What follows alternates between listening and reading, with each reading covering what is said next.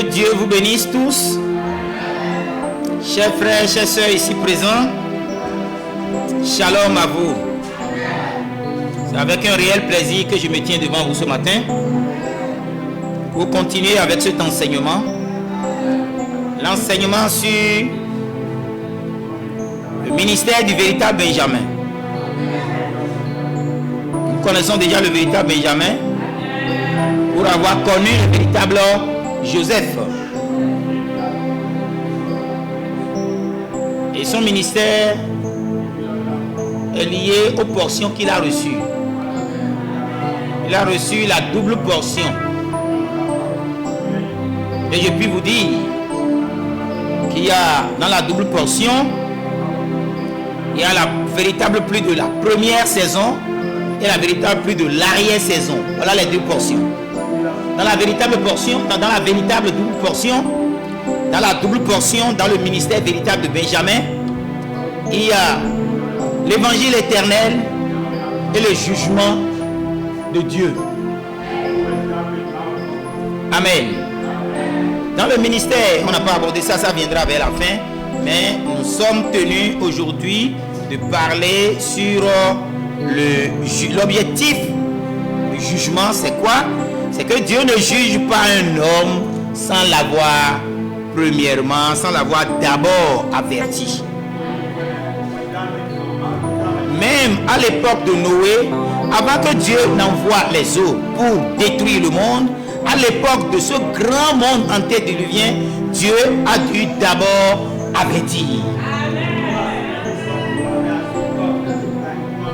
Exactement comme le roi Ézéchias, à qui Dieu a dit: je veux te tuer. Prépare-toi, car les jugements sont sur le point de tomber sur toi.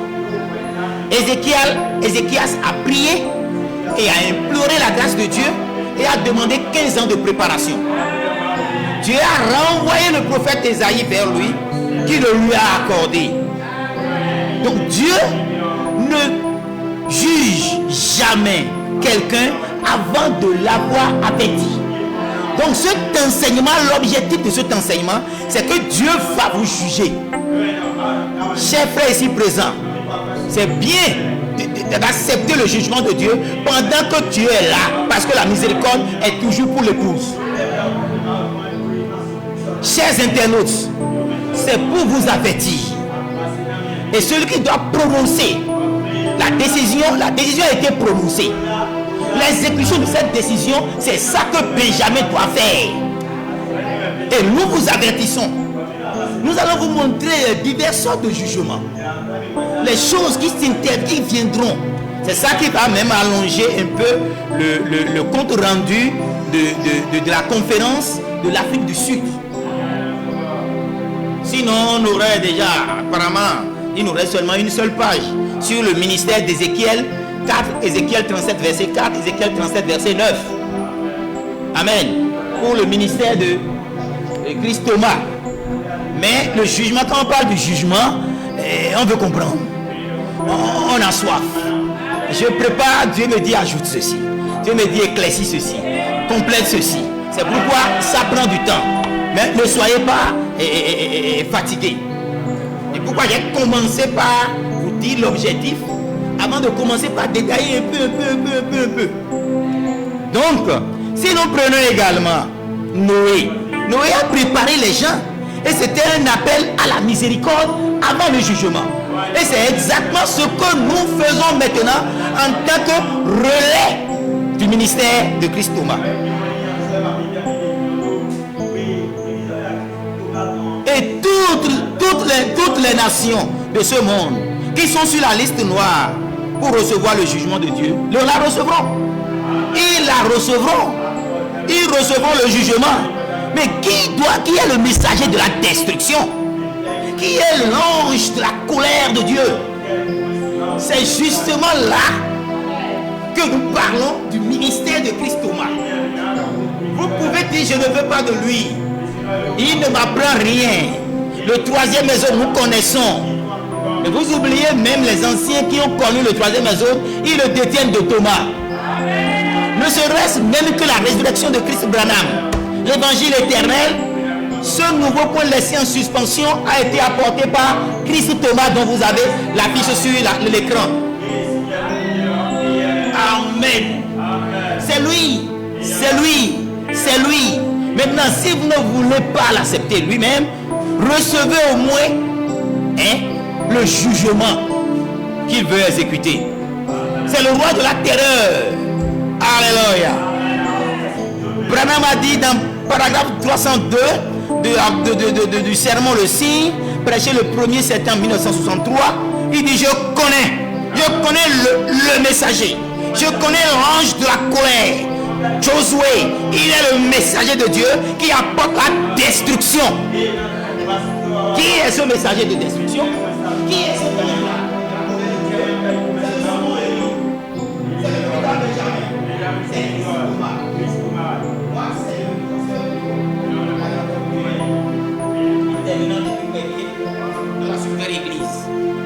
Nous allons continuer la suite 5 de cet enseignement sur le ministère de Christophe Thomas, le ministère du véritable Benjamin. Aujourd'hui, c'est le 8 mars 2026. Le 8 mars, c'est quoi? Amen. C'est la journée mondiale des femmes, non? Bien, des droits des femmes. Le cher maman, la colonne vertébrale d'une nation. Le 5e évangile. Amen. Et quand ça prend la connotation de la fête des mères, c'est beaucoup plus sacré. Amen. Droits des femmes aujourd'hui, ils en ont tellement eu, au point où ils ont plus de droits que les hommes, des déesses des hommes. Ce n'est pas les droits qui en manquent aujourd'hui. Amen. Mais en tant que mère, elles sont sacrées. En tant que mère, elles sont le 5e évangile. En tant que mère, elles sont la colonne vertébrale. Elles sont la colonne vertébrale d'une nation. Vous avez une vraie mère qui vous garde, avec une mère, une femme, avec la vertu, avec la qualité de la femme vertueuse. Non, la nation est au top. Donc, chers frères et sœurs, nous reconnaissons le droit des mères, le droit des femmes. Mais soyez le 5e évangile simplement. Amen. Parce que derrière ça, il y a cette conduite du diable. Vous avez des droits, n'en abusez pas. Sinon, vous allez virer dans le mauvais côté. Amen. Le droit Branham a dit dans la 5e vision que le droit des femmes a amené à une condition morale lamentable.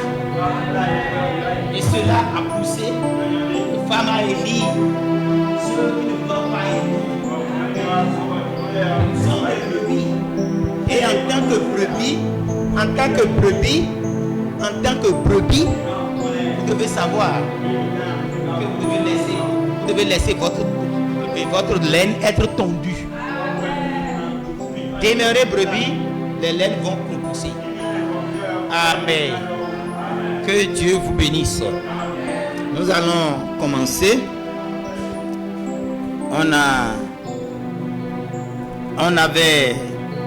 On va lire Thessaloniciens, 2 Thessaloniciens, chapitre 1er. Deuxième épître aux Thessaloniciens, chapitre 1er, versets 3 à 10. N'oubliez pas que Apocalypse chapitre 14, 6 à 7, Malachie 4, 5 à 6, Ézéchiel 7, 24 à 27, Ésaïe 61, 1 à 2, Hébreux 6, 4 à 6, et Thessaloniciens 2 Thessaloniciens 1, 3 à 10. Sans oublier Apocalypse chapitre 18. Il prononce le jugement de la grande sorcière de l'église catholique romaine. On a trouvé le sang des saints dans son sein. Le jugement doit être appliqué. La loi doit être exécutée. Dieu doit prononcer la justice. Par le roi de la terreur, Christ Thomas. Nous vous avertissons. Il est l'ange de la colère de Dieu. Il est l'ange du jugement de Dieu. Saint et révérence S. Thomas. Comme l'affiche le dit ici derrière moi. Que Dieu vous bénisse. Lisons Thessaloniciens. Pendant que vous vous tenez debout.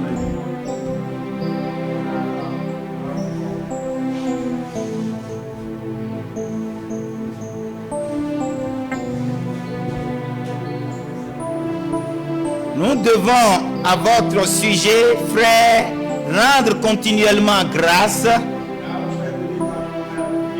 à Dieu, comme cela est juste, parce que votre foi fait de grands progrès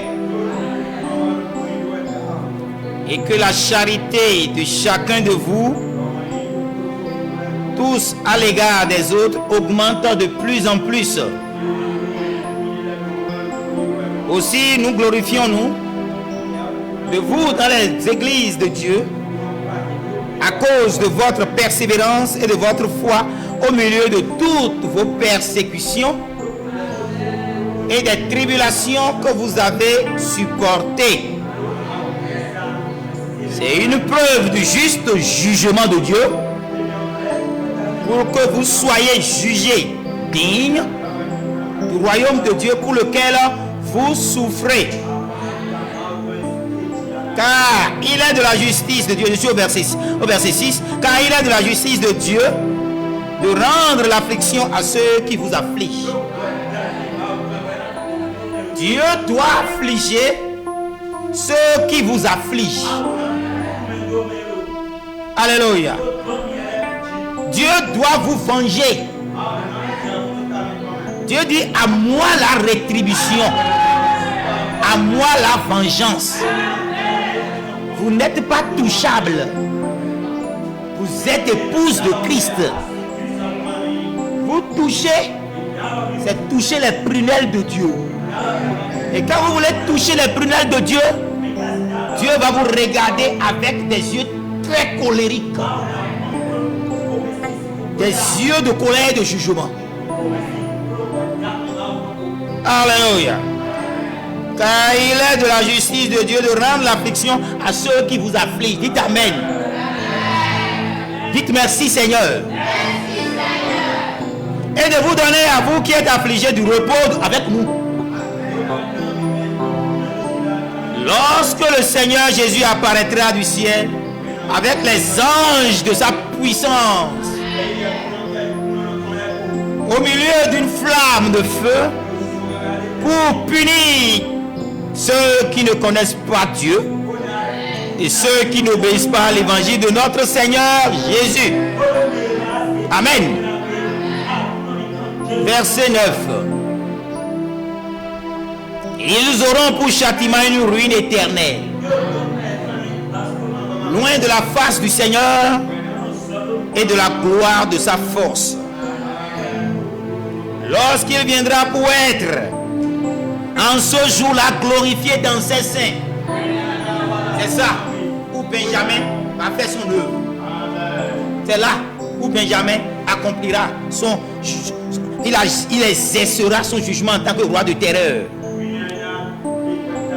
Lorsqu'il viendra pour être en ce jour-là glorifié dans ses saints, admiré dans tous ceux qui auront cru, car notre témoignage auprès de vous a été cru.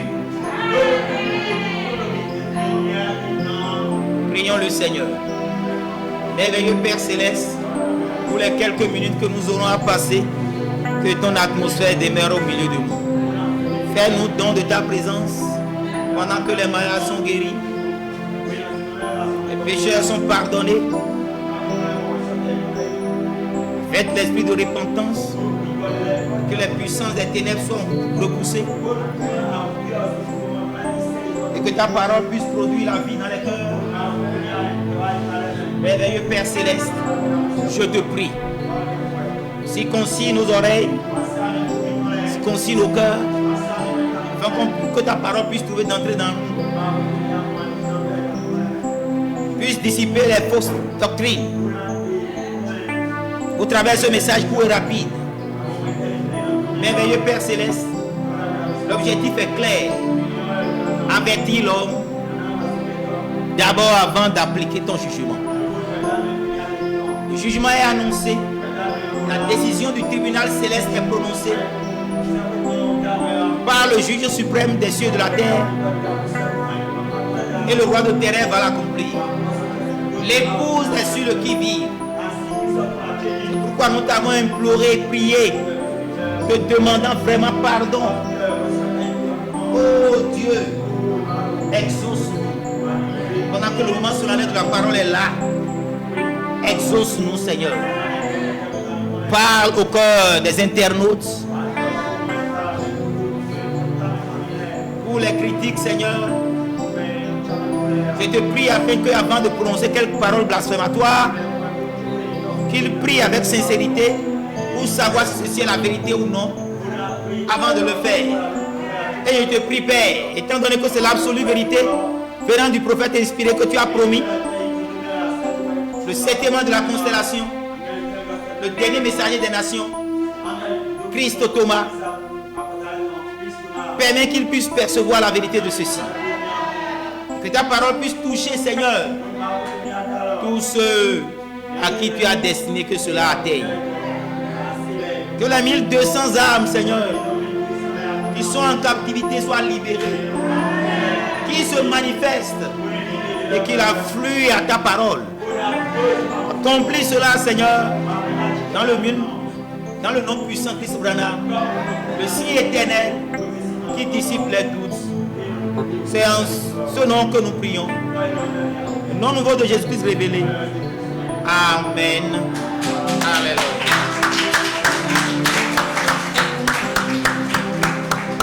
Que Dieu vous bénisse. Veuillez vous asseoir.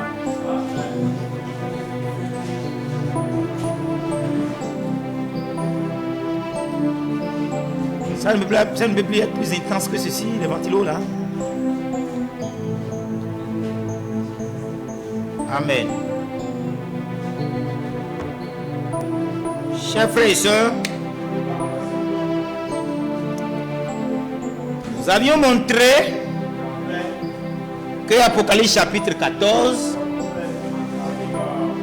le verset 6 parle de l'évangile éternel. Le verset 7 parle du jugement de Dieu. De la même manière que Malachie 4, verset 5 parle de l'évangile éternel. Et le verset 6 parle de ce que Dieu frappera le pays d'interdit. Ça ne fonctionne pas? Ok. Quand nous prenons Ézéchiel chapitre 7, versets 24 à 27, on a vu comment les rois sont désolés et que les princes sont attaqués de tremblotes. Et la nation est complètement terminée. Dieu a brisé l'orgueil des puissants. Et nous voyons que quand le jugement de Dieu vient, vous pouvez crier, vous pouvez pleurer, vous pouvez prier. Personne ne vous répondra. Un lion sera en train de vous dévorer. Et aucun secours ne viendra d'un homme. Et aucun prodige ne sera accompli. Parce que c'est le jugement de Dieu. Mais en ce qui concerne pourquoi on doit juger, pourquoi Dieu doit-il juger, et quand doit-il juger, et par qui doit-il prononcer la décision du jugement, nous voyons d'abord par Thessalonique, Paul a dit que ne craignez rien. Tous ceux qui vous persécutent, tous ceux qui s'opposent à vous comme des adversaires et qui vous affligent, Dieu les affligera. Toute langue qui s'élève contre vous en justice sera condamnée. Ésaïe 54 l'a dit. Toute âme forgée contre vous, toute âme, quelle que soit l'âme qui a été forgée contre vous, ne prospérera. Elle ne prévaut, toute stratégie de l'ennemi ne peut prévaloir sur vous. Tout son programme est annulé. Et ces prophéties sont détruites. Donc vous êtes épouse de Christ. Vous ne devez plus avoir peur. Parce que Dieu a dit, je vais les affliger. Ceux qui vous affligent. Et c'est une preuve du juste jugement de Dieu. Et c'est de la justice que Dieu rendra en affligeant ceux qui vous affligent par de grandes afflictions. Donc soyez rassurés. Alléluia. Parce que ça doit se passer quand? Selon Ésaïe 61, verset 2, ce qui n'était pas valable au temps de Jésus, Branham a dit au paragraphe 50 d'aujourd'hui, cette écriture est accomplie, que l'autre partie de cela, comme je l'ai dit, n'était pas nécessaire de l'utiliser parce que ce Messie qui vient, c'est en ce temps-ci qu'il apportera le jugement. Qui est ce Messie qui vient? Voilà que Christ, le retour de Christ, c'est un retour au ministère jumeau, dans le signe Gémeaux du zodiaque. Donc ce Messie qui vient, il y a d'abord Joseph et il y a d'abord Benjamin. Ils sont les deux frères de l'épouse, des épouses de Jacob. Seule Rachel avait donné 2 fils uniquement. Ils sont des frères de sang. Que Dieu vous bénisse. Donc ce Messie qui vient apportera le jugement.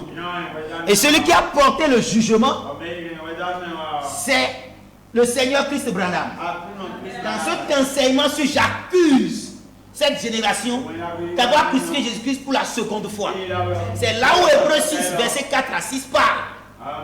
Donc l'objectif du jugement, c'est lié au fait que Jésus-Christ a été crucifié une deuxième fois.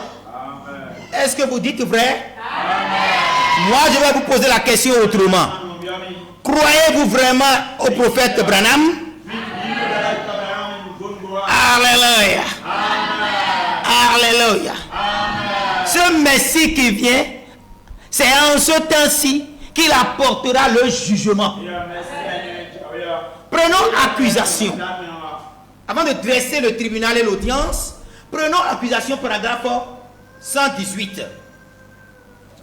Nous voyons clairement Branham qui dit, et ces gens retiennent l'assemblée loin de Dieu, loin du mouvement de Dieu, loin de ce que Dieu a accompli aujourd'hui. Ils gardent l'assemblée loin de Dieu. Et si quelque chose arrive et qu'on en parle dans l'assemblée, ils condamnent cela depuis l'estrade, du haut de la chair, et disent c'est du fanatisme. Le ministère de Branham a été traité de fanatisme. Amen. Ce ministère qui a été traité de fanatisme, le fait de le juger fanatique est déjà un problème.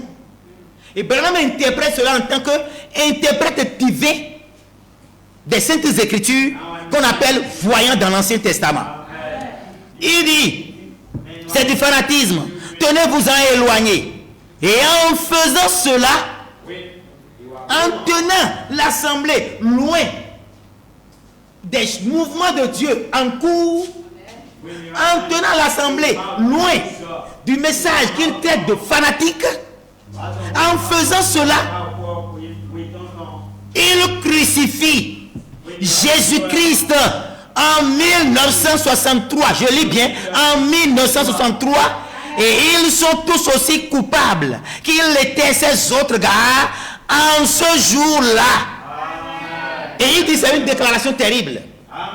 1963, pendant que Branham est en train d'accomplir et de manifester les sceaux et toutes ces choses, oui, ils disent, gardez loin gardez-vous-en loin.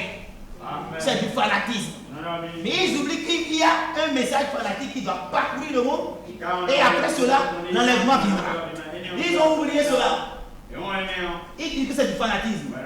Et ça là qu'ils font, c'est là même le chef d'accusation majeur. Amen. C'est le chef d'accusation majeur. Pourquoi? On dit ce Messie qui doit venir, qui vient, doit venir en ce temps de la fin.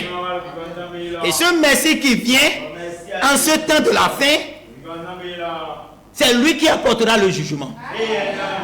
Mais nous devons considérer Christ en tant que Messie, le Sadoine.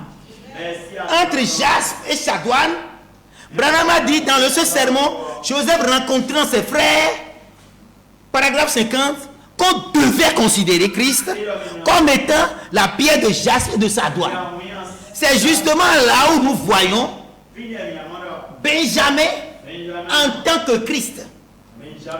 Benjamin en tant que 144 000. Benjamin en tant que Christ et Benjamin en tant que Christ Thomas. Et son ministère, le ministère véritable de Christ Thomas, c'est les doubles portions que Benjamin a reçues. Et c'est cette double portion-là qui est le ministère d'Ézéchiel 37, verset 4, qui est d'abord le rassemblement des ossements desséchés, et après la puissance dynamique, la vie qui rentrera dans ces ossements desséchés rassemblés, recouverts de l'air, de chair et de peau, formant une armée invincible. Les plus. Vous voyez, la puissance mécanique et la puissance dynamique, les doubles portions. La véritable pluie de l'arrière, la véritable première pluie et la véritable pluie de l'arrière-saison. L'évangile éternel et le jugement. Voilà les doubles portions, la double portion qui constitue le ministère de Christ Thomas. Amen. Que Dieu vous bénisse. Donc on doit considérer Christ en tant que Benjamin, en tant que Sadoine. Que Dieu vous bénisse. Et lui, comme Joseph, doit exécuter le jugement que Joseph doit prononcer. Joseph William Marion Branham. Qu'est-ce qu'ils ont fait pour qu'il y ait le jugement? Premièrement, ils ont versé le sang des saints. Le sang de Jean-Baptiste. Pour l'anniversaire du roi Hérode, cela a valu la décapitation de Jean. Alléluia. Son sang a été versé. Alléluia. On vient de voir Jésus-Christ crucifié. Son sang a été versé. On l'a transpercé par une lance. Son sang a inondé la terre. Amen. En 1963, on le crucifie encore. De nombreux frères ont été lapidés. 12 apôtres ont versé leur sang. 68 millions de protestants ont versé leur sang sous la puissance de l'Église catholique. 6 messagers de l'âge de l'Église ont versé leur sang. Même le très haut Seigneur Christ Branham, le véritable Joseph, a été tué. impliqué dans cet accident dans les rues d'Amarillo. Mais gloire soit rendue à Dieu, Naom avait déjà vu ça. Et cette mort est une mort sacrificielle. Ces 5 litres de sang, ce qui est paradoxal, ces 5 litres de sang ont été versés dans les rues d'Amarillo. Tout est complètement fini. On a dû solliciter son fils pour lui faire une transfusion sanguine. Amen. Que Dieu vous bénisse. Vous voyez, toutes ces choses qui ont été accomplies ne valent-ils pas le droit d'être jugé? Toute la terre est inondée du sang sacré. Et on a vu dans l'histoire de l'Église, dans le documentaire, dans l'histoire de l'Église, on a vu que catholique reconnaît avoir tué 108 millions. Mais l'histoire en a parlé. Est-ce que la Bible avait déjà annoncé cela? C'est là où on verra dans Apocalypse chapitre 18 que le sang des saints s'est retrouvé chez lui. Amen. Si vous ne croyez pas à l'histoire, vous devez croire à la Bible au moins. Donc je dis toujours, ce Messie qui vient, c'est en ce temps-ci qu'il apportera le jugement. Un jugement, c'est une décision rendue par un tribunal. Est-ce que c'est quel tribunal? Un tribunal de la terre? Non, c'est un tribunal céleste. Qui est le président, qui est le juge? C'est le juge suprême des cieux et de la terre. Nous avions parlé de ce juge suprême qui est manifesté par les 7 anges de la constellation. Cela à cause du 28 février 1963 et 28 février 2026, on a dû faire un sermon pour montrer la différence entre les 7 anges de l'église et les 7 anges de la constellation. Pour vous dire qu'il y a 2 septièmes anges. Il y a le 7e ange de l'église qui est William Marion Branham, le véritable Joseph. Et il y a le 7e ange de la constellation qui est Christ Thomas, le véritable Benjamin. Amen. Alléluia. Donc maintenant, on a repris avec le jugement qui fait partie de la 2e portion du ministère de Christ Thomas. Que Dieu vous bénisse. Amen. Maintenant, prenons pourquoi je suis contre la religion organisée.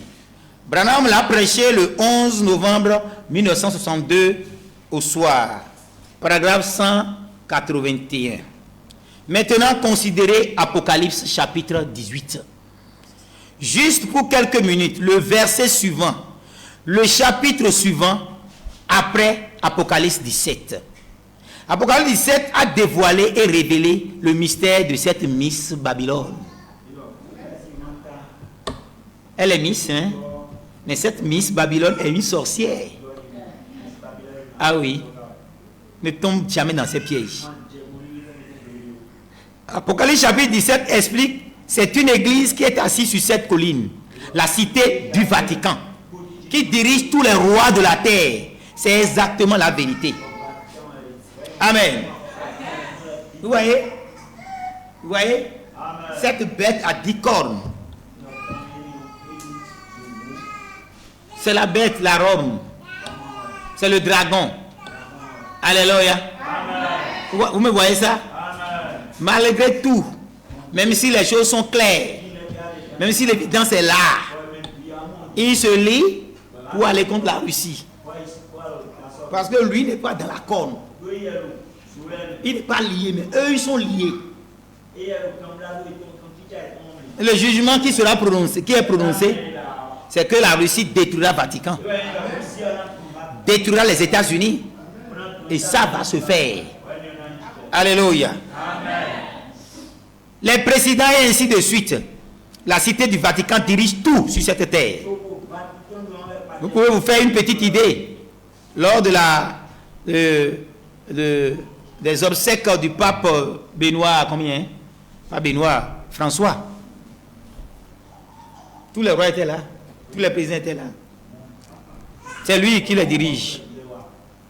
Apocalypse chapitre 17 dit: Sur son front était écrit un nom, un mystère, Babylone la grande, la mère des impudiques et des abominations de la terre. L'esprit de fornication, c'est un esprit d'organisation. Et l'esprit d'organisation, c'est un esprit de dénomination. Une église qui ne veut pas porter le nom de Christ, qui s'est donné un autre nom, cette église est une prostituée. Et une église prostituée. Et elle est la mère de tous les impudiques, les abominations de la terre. Paragraphe 17, 6. Apocalypse chapitre 17, verset 6. Et je vis cette femme ivre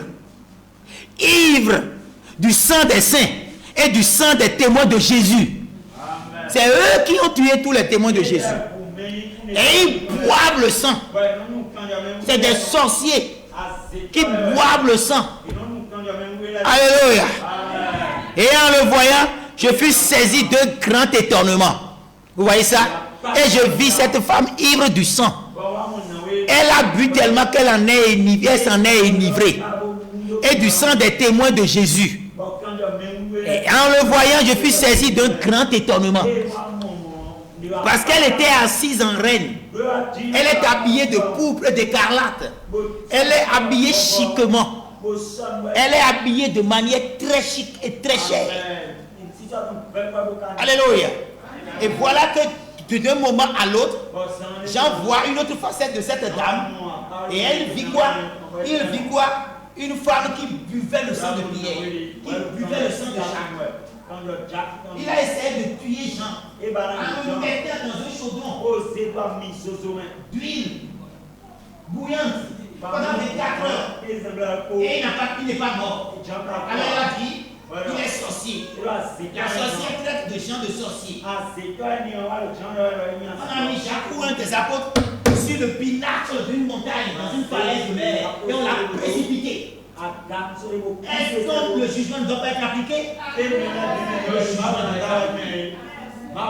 est ivre du sang des saints. C'est la cité de Vatican. Que Dieu vous bénisse.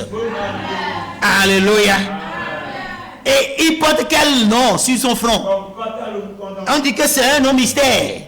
Mais Branham, qui est l'interprète divin de la parole écrite, des saintes écritures, Branham dit, paragraphe 40, Israël à la mer Rouge, partie 1.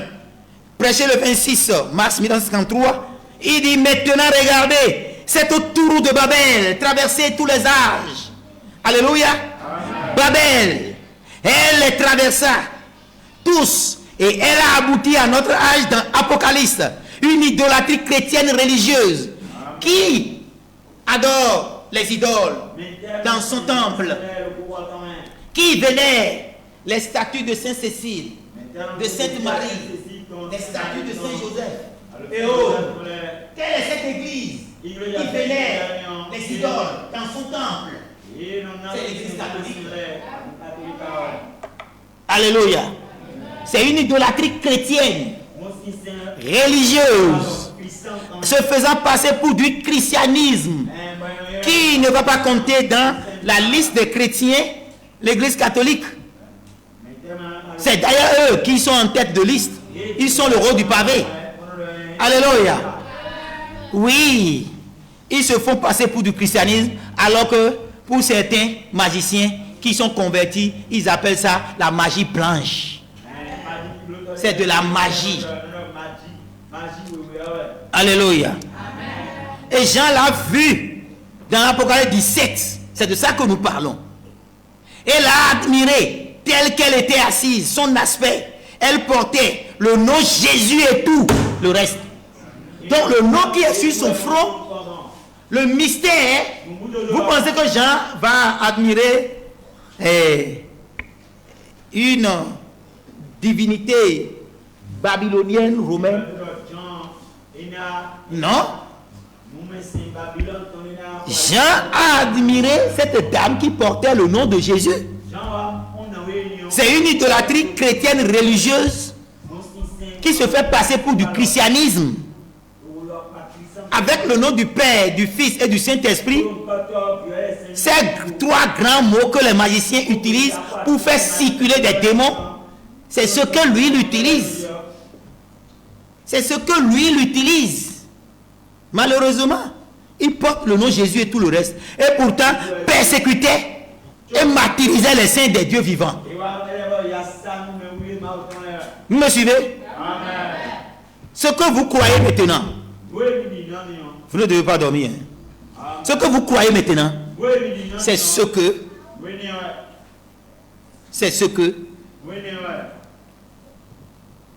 c'est un serviteur de Dieu qui a dit, celui qui est à côté de vous, qui a les yeux fermés là, mais la femme est bien pour dites-lui que la révélation qui vient de recevoir, nous tenons à entendre, parce qu'on en a besoin. Donc il balance les deux, il ouvre le temps. D'accord? Amen. Si vous dormez, dites-nous ce que vous dites. Oui, va dormir. Mais non, je suppose que vous ne dormez pas. À la sortie, les huissiers quand les condamnent. Les huissiers,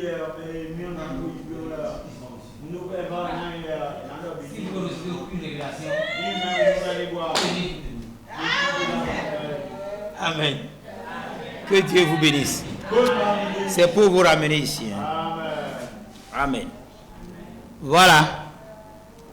Maintenant, ce n'est plus. Et voilà, il dit, Jean l'a vu, il a admiré. Lui, il porte le nom Jésus. Il se dit chrétien, mais dans son histoire, il a tué des millions de chrétiens. Il martyrise les croyants. Il empêche les gens de lire la Bible. Mais la puissance de Dieu, au travers Martin Luther, la puissance de Dieu, au travers Wesley surtout, eux, ils ont multiplié la Bible. Ils ont engagé des gens. Ils ont réécrit la Bible en allemand et en anglais. Comme le roi Jacques. Le roi Jacques a voulu que son nom soit dans la Bible. Et il a dit Jacques. Amen. On dit King James. Le roi King James. Amen. Vous voyez? Sinon, c'est Jacob. C'est Jacob.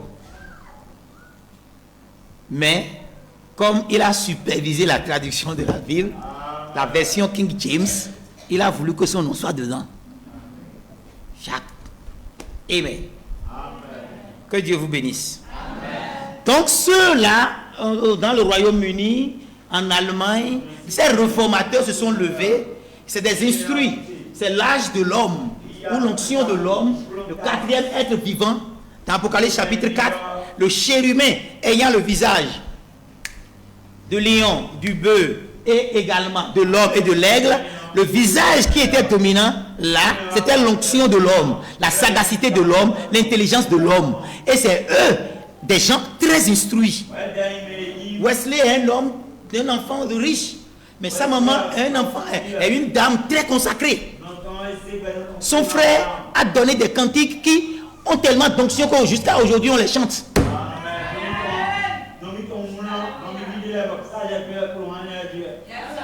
Vous ne pouvez pas être prédication dans son église sans faire comme les apôtres, 2 jours de jeûne, de 6 à 6, 6h à 18h, 6h à 16h. 2 jours vous devez le faire. Obligatoire. Parce que les apôtres, dans l'histoire, jeûnaient les mercredis et jeûnaient les vendredis. Amen. Mais aujourd'hui, vous voulez réaliser des choses avec le sommeil et avec le manger. Ça ne marche pas comme ça. Ça ne peut pas marcher comme ça. C'est impossible. Aucun général de guerre, aucun général de Dieu, aucun des généraux de Dieu n'a rien accompli si ce n'est pas le jeûne et la prière. Vraiment dit prions. Avec la prière, nous accédons à des hauteurs. Avec la prière, nous faisons descendre les bénédictions. Alors prions. Priez. Alléluia. Que Dieu vous bénisse. Si vous êtes des croyants que vous ne priez que 30 minutes, les apôtres ont prié 10 jours, 10 minutes. Les frères de Rue d'Azusa ont vraiment dit ils ont prié 2 jours, comme de nous pendant des jours. Allez demander à Bosworth. Allez demander à John Lake. Allez demander à William Seymour. Prière, on doit prier. Il dit, autant aussi longtemps que j'ai encore la vie dans mon corps, je ne ferai que prier. Amen. Que Dieu vous bénisse. Amen. Et si nous disons ces choses et que vous les négligez,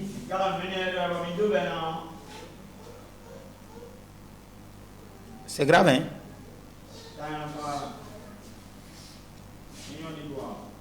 On vous fera sortir de tout, hein? Si vous n'apprenez pas au travers des anciens. L'ange dit, viens, je te montrerai qui elle est. Elle est belle, elle est assise, elle porte le nom de Jésus, non? Viens, c'est une grande église qui est assise sur plusieurs 7 collines. Et elle gouverne la terre, ainsi de suite. Combien elle a bu le sang des témoins de Christ? Oh, miséricorde. Quelqu'un a posé la question à Branham dans question-réponse sur les sceaux, paragraphe 343, question 38, au sujet des 68 millions qui ont été tués par l'église catholique romaine, à quelle époque de l'histoire, et cela s'est produit, et combien de temps cela a-t-il duré? Ils ne croyaient pas. Mais on vient de voir qu'il est enivré du sang des saints. Branham dit de prendre la glorieuse réforme de Schmucker. Je ne me souviens plus là à quelle page, mais qu'elle s'est déroulée à partir de l'époque de quoi? De la chose a été suscitée et amenée l'église par Saint Augustin d'Hippone d'Afrique. C'est en l'an 354 après Jésus-Christ jusqu'en 1850, c'est l'âge des ténèbres. Oh. Non, ils ont tué pendant des millénaires. Alléluia. Vous voyez ça? Je vais dire comme ça. 354 après Jésus-Christ et à 1850. Selon l'histoire, 68 millions de protestants ont été mis à mort. Et cela est reporté par le martyrologue romain. Apocalypse chapitre 18, 24. Si vous ne croyez pas à l'histoire, croyez au moins à la Bible. Apocalypse chapitre 18, 24. Et parce qu'on a trouvé chez elle, chez où? Chez l'église catholique romaine, le sang des prophètes, le sang des saints et tous ceux qui ont été égorgés sur la terre. Est-ce que vous avez encore le courage d'aller encore chez eux? Hein? N'allez pas là-bas parce qu'on dit sortez du milieu d'elle pour ne pas participer à leur fléau. Le jugement doit s'abattre sur eux. Le Dieu de cet âge mauvais. Prêché le 1er août 65 matin, 45, paragraphe 45. Qu'est-ce que? Le monde arrive à un point culminant parce que l'esprit de l'anarchie, de la dépravation des mœurs, de la religion scientifique l'a amené dans un repère où il y a tous les oiseaux. Quoi? Oiseaux impurs et odieux, comme la Bible le dit. Lisons Apocalypse 18. C'est de ça qu'il est question. L'église est devenue un repère d'oiseaux odieux et impurs. L'église de Dieu vivant. Apocalypse 18 parle de qui? Juste comme nous commençons ce point. Prenons Apocalypse chapitre 18, 1 à 5. Je pense, j'ai mentionné correctement. Vous allez lire ça? Amen. Vous voulez lire ça? Amen. Ok, on va lire.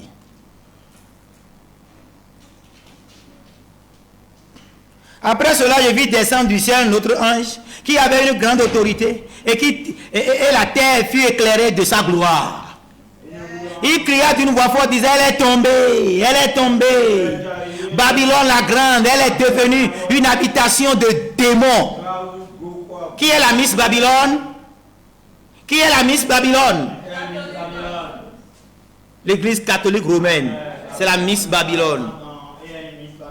Qui est ivre du sang des saints. Elle est tombée, la grande Babylone, la grande. Elle est devenue une habitation de démons, un repère de tout esprit impur, un repère de tout oiseau impur, oh Dieu. Très ville loin, loin, l'air. Et bien, non, nos fiers, non.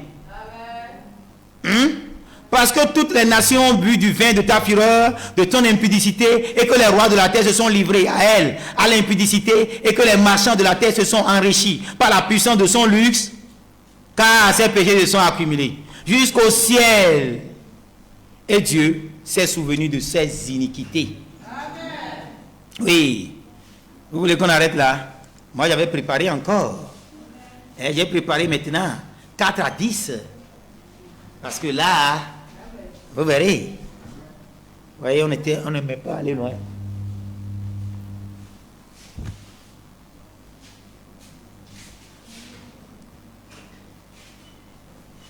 Il peut continuer? Amen. Car ses péchés se sont accumulés jusqu'au ciel. Dieu s'est souvenu de ses iniquités. Payez-la comme elle a payé. Rendez-lui au double selon ses œuvres. Dans la coupe où elle a versé, versez-lui au double. Autant elle s'est glorifiée, plongée dans le luxe, autant donnez-lui de tourments et de deuil. Amen. Alléluia. Amen. À cause de cela, en un même jour, ces fléaux arriveront, la mort, le deuil, la famine, elle sera consumée par le feu. Qui? Par quel feu? Le feu de la bombe russe.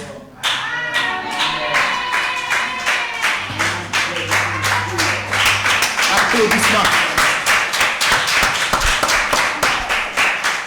C'est le jugement de Dieu. Le Seigneur Dieu qui l'a jugé. C'est le Seigneur Dieu qui l'a jugé. Tous les rois de la terre se sont livrés avec elle. Elle a l'impudicité au luxe, pleurant et lamentant à cause d'elle. Car elle, il faut jusqu'à faire le commerce des âmes et des corps des humains. Elle fait ça. Que non, ça lit ton pétoton.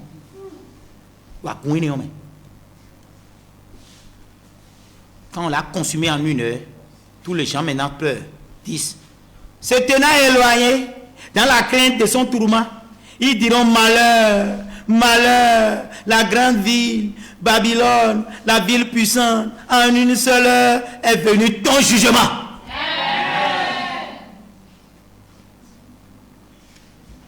Maintenant allons, pourquoi on doit le juger si tant, gravement, si tant?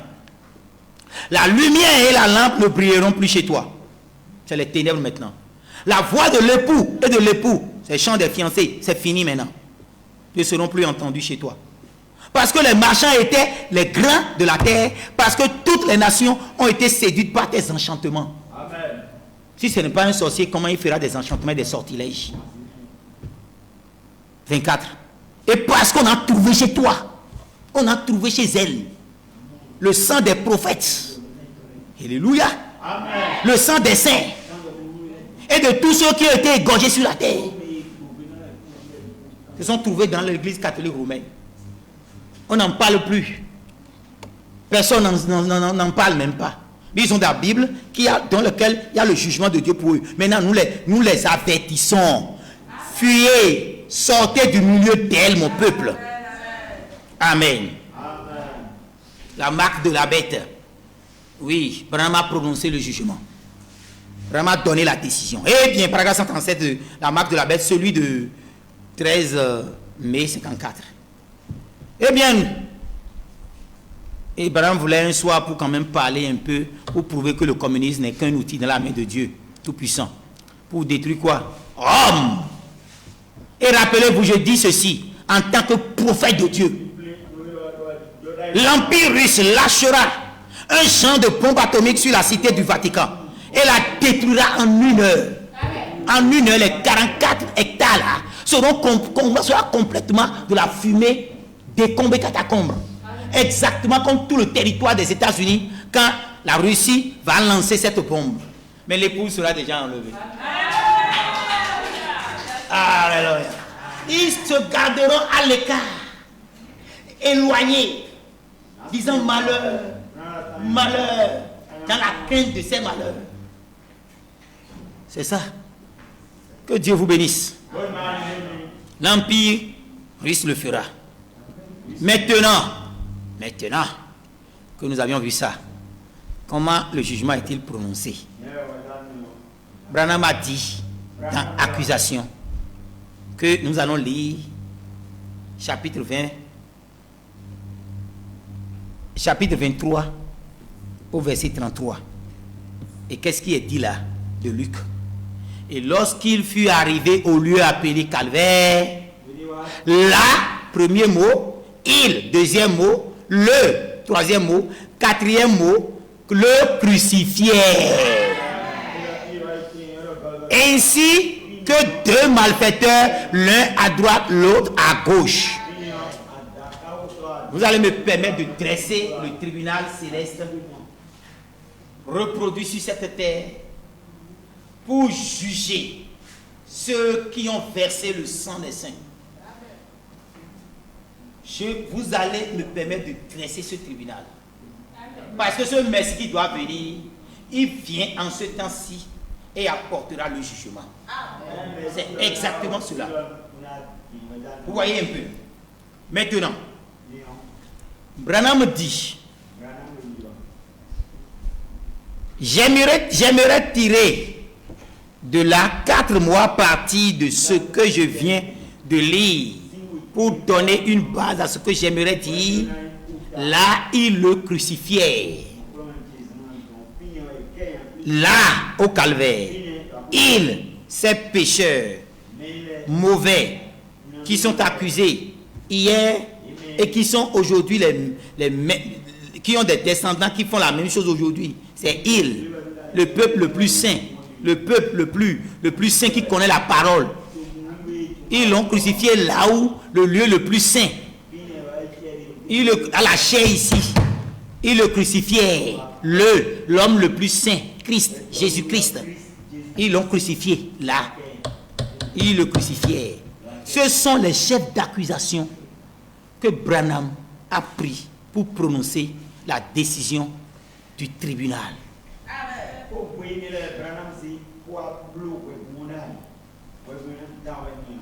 Et il dit au paragraphe 66, je porte une accusation contre les églises dénominationnelles d'aujourd'hui et aussi contre beaucoup d'églises indépendantes d'avoir de nouveau crucifié Jésus-Christ en ces jours-ci. Et je les accuse. Ce matin, le titre, c'est l'accusation. Et j'aimerais en quelque sorte l'utiliser plus, comme si cela se passait dans une salle d'audience de tribunal. Là où il y aurait, et après tout, la chair et l'église forment une salle d'audience.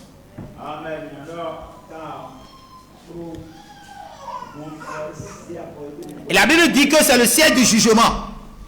Cela doit commencer par la maison du Seigneur. Et ceci est comme le trône. La chair est comme le trône. Et le jury, les témoins et autres, les prédicateurs. Mon accusation est portée contre les églises d'aujourd'hui. Maintenant, je n'y inclus pas les pécheurs. Si vous ne sortez pas de ces églises et que vous ne venez pas à la parole, vous ne venez pas à Benjamin, ces églises mortes, si vous ne quittez pas ces églises, que vous venez au message court et rapide, dans l'évangile éternel, prêchez par le véritable Benjamin dans le ministère de Christ Thomas, vous serez accusés. Les preuves sont là. J'adresse ceci exclusivement à l'église. Et ça, vous voyez, les gens accusent Branham d'être accusateur des saints. Alors que Branham dit, je n'accuse pas le pécheur ici. J'accuse l'église, le système ecclésial. J'accuse le système dirigé par le clergé. Il n'est pas accusateur de saints. Il est accusateur d'un système qui est crucifie Jésus-Christ et qui éloigne les saints de Jésus-Christ, les pécheurs. Il les éloigne de la grâce et leur offre le jugement. J'essaierai de terminer aussi vite que possible, mais ça n'a pas été vite terminé. Hein? J'accuse cette génération de crucifier Jésus-Christ pour la deuxième fois. Et il a dit, nous l'avons dit, qu'il a crucifié en 1963.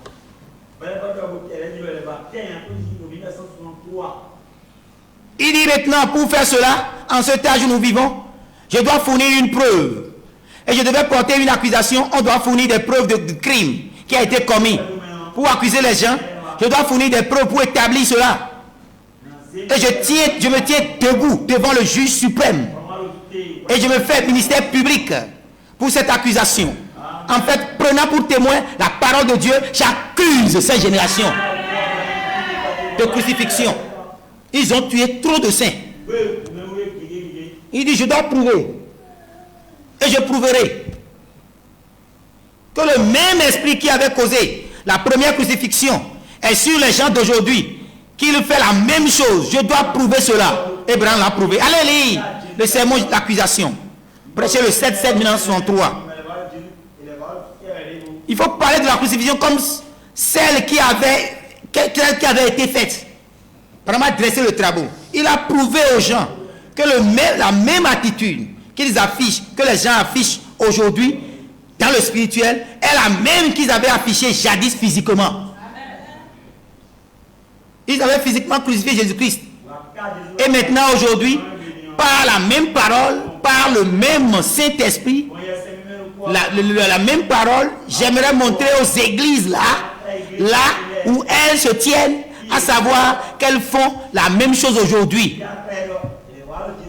Et la Bible, qu'elle ferait cela, prouve que cela se passe en ces jours-ci où nous vivons. Sœur, tu suis? Nous devons être contents de ceci. Ça nous avertit pour courir vite et quitter. Et savoir que ceux qui ont tué les saints seront frappés. Vraiment dit, il y a quelques années, cela ne pouvait pas être fait. Je dis qu'il y a 50 ans, 1953, moins 50 ans. 1963, moins 50 ans. Ça, 1913. On ne pouvait même pas dresser ce tribunal. Ça ne pouvait pas se faire. Cela ne pouvait pas être fait. Cela ne pouvait pas être fait. Mais aujourd'hui, cela tombe à point. Il y a 10 ans, 1953, on ne pouvait même pas juger. Les sceaux n'étaient pas encore révélés. Ils n'avaient pas encore crucifié Jésus-Christ en 1900. C'est en 1903 qu'ils ont crucifié que vraiment prêché cela. Alléluia. Oui. Alléluia. 10 ans, cela ne peut pas être fait. Mais aujourd'hui, car le temps est terminé. Par conséquent, le temps de repentance pour une nation est déjà passé. Oh, miséricordieux Seigneur. Le temps de repentance pour une nation. La nation américaine.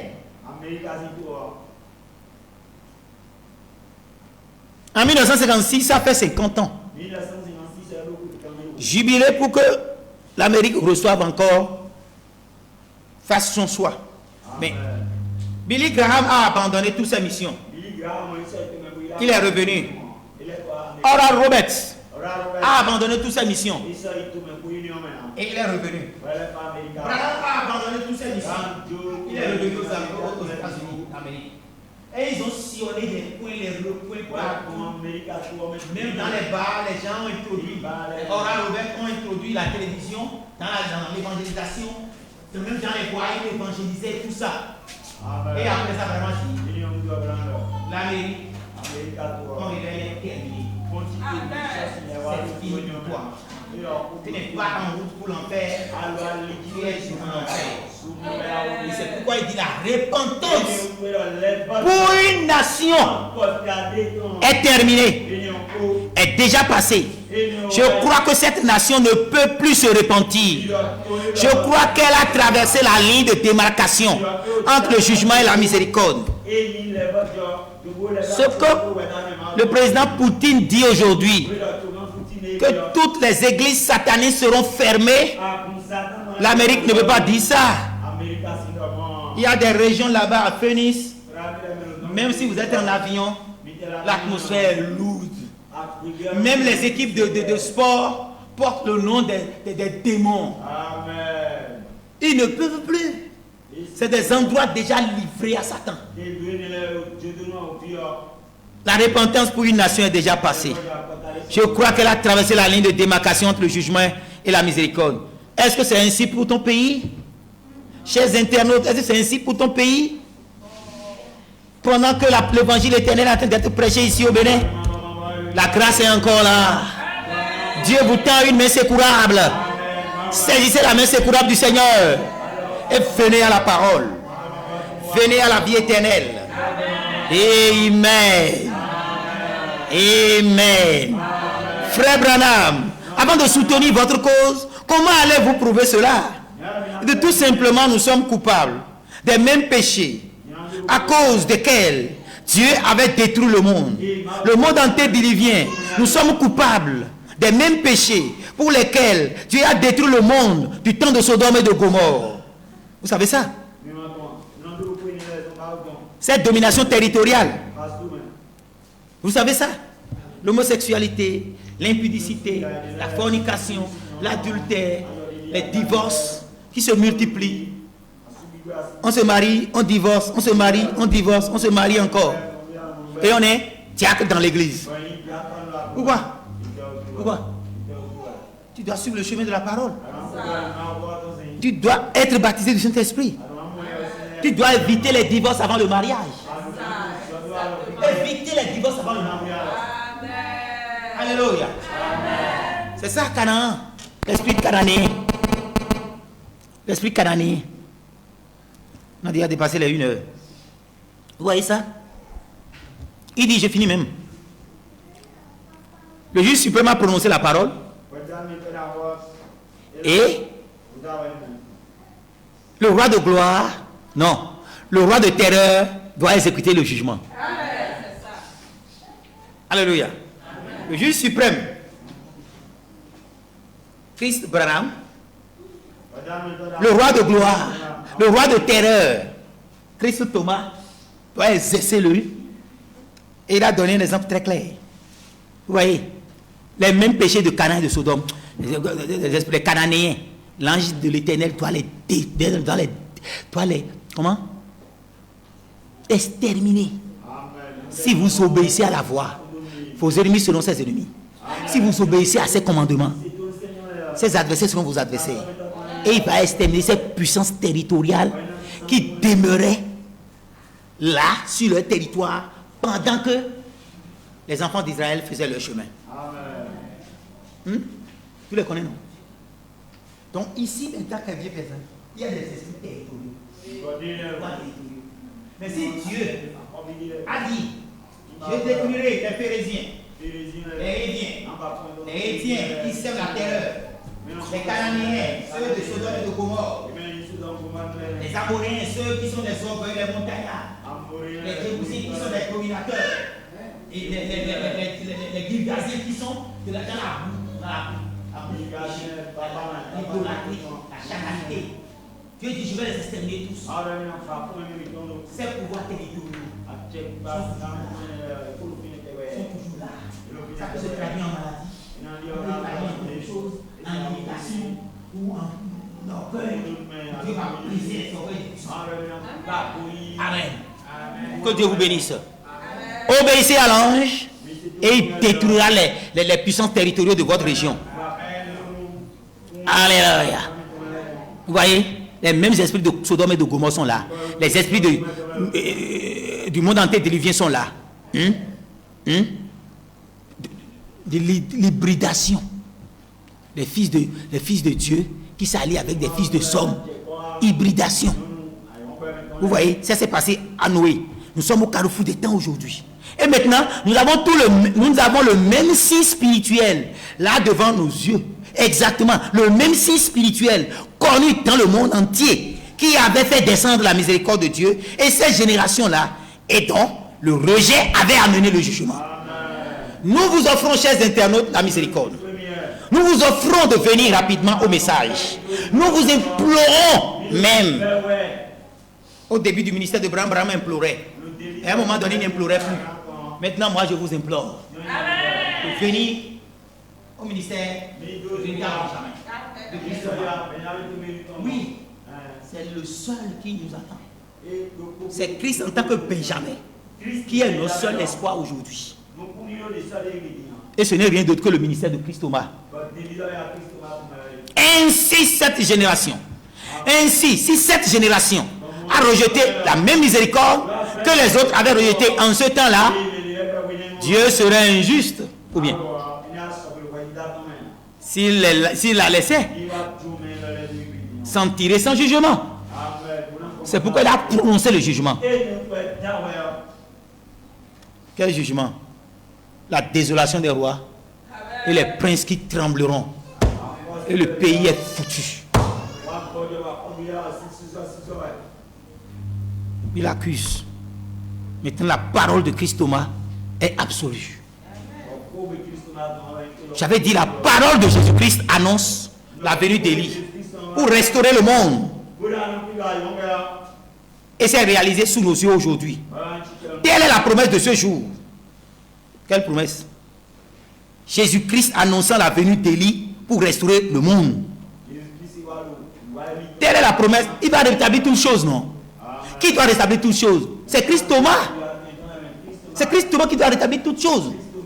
Et je vous dis que c'est lui qui fait le test de 23 points, le test de la parole, auquel vous devez vous soumettre pour savoir si vraiment vous avez réussi au test de la parole. Donc, le Saint-Esprit a donné, Branham a écrit, prends ta plume et écris. Il y a un test de la parole, une épreuve que tu dois subir.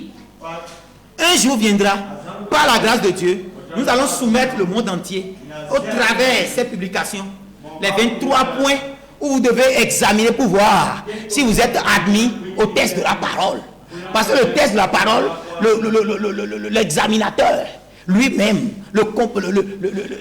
celui qui a monté l'épreuve, c'est le roi de terreur.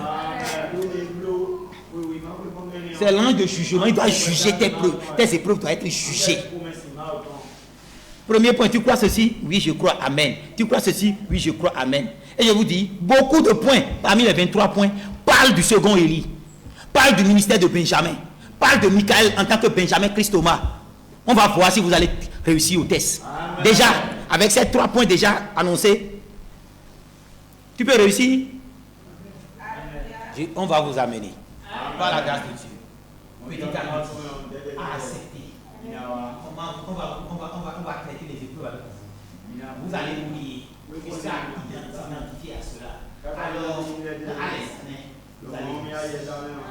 Sinon, vous allez échouer. L'avertissement là, elle est importante. Amen. D'abord, on dit que Élie doit rétablir toutes choses. Vous pensez que c'est Branham, alors que les nouveaux points laissés en suspension sont aussi dans le rétablissement.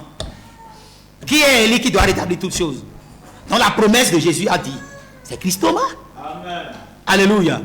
Telle est la promesse de ce jour. Il nous est demandé aujourd'hui de savoir ce que nous faisons. Et lorsque nous sommes dans l'ignorance, le Seigneur nous guide vers la vérité. C'est pourquoi Dieu lui-même nous a mis en action aujourd'hui. Cette nouvelle a été publiée par Madras Publication. Absolu. Ainsi rapidement, si la parole d'un homme est interprétée selon les principes du monde, elle est juste. Si elle est juste, elle est juste. Si elle est fausse, elle est fausse. Par conséquent, nul ne peut s'y opposer. On le sait, si elle est jugée. Voyez-vous? Qui doit juger? Qui est le juge suprême? Ainsi, lorsqu'un juge prononce une parole, cette parole est absolue. En tant que roi, il le juge. En tant que roi de terrain, il le juge. Donc, or, si le juge, il dit,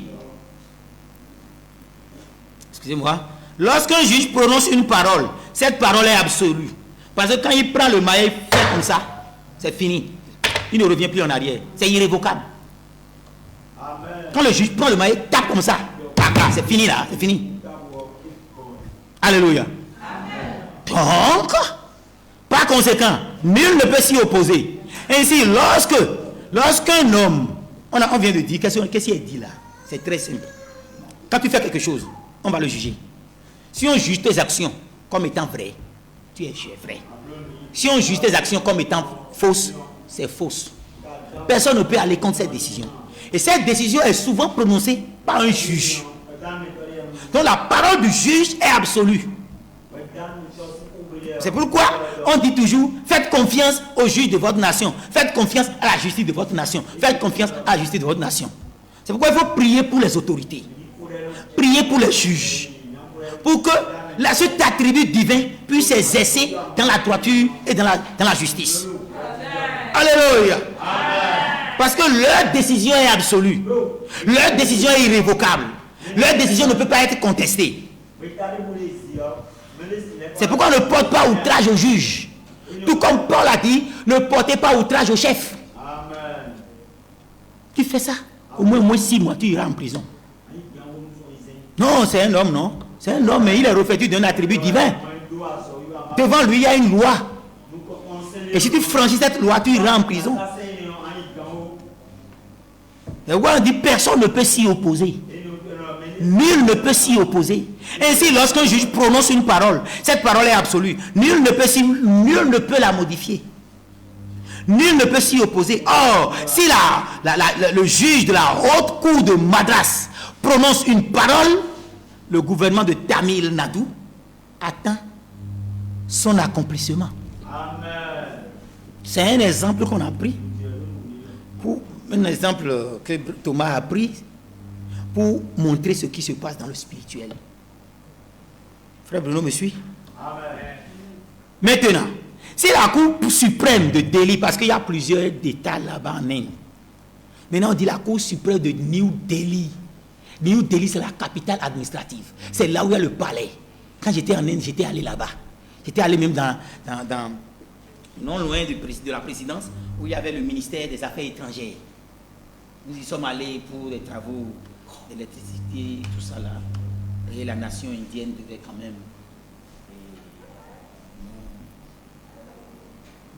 nous aider à électrifier nos zones rurales. Donc, à la fin de notre mission, nous devons quand même aller au ministère. Le ministre des Affaires étrangères nous a invités. C'est une zone très, très, très fortement gardée. Amen. Amen. Et nous y sommes allés. Nous sommes des émissaires venus du Bénin, dans une mission d'État. Amen. Donc, New Delhi, quand la Cour suprême de New Delhi prend la parole, le gouvernement central est sur le qui-vive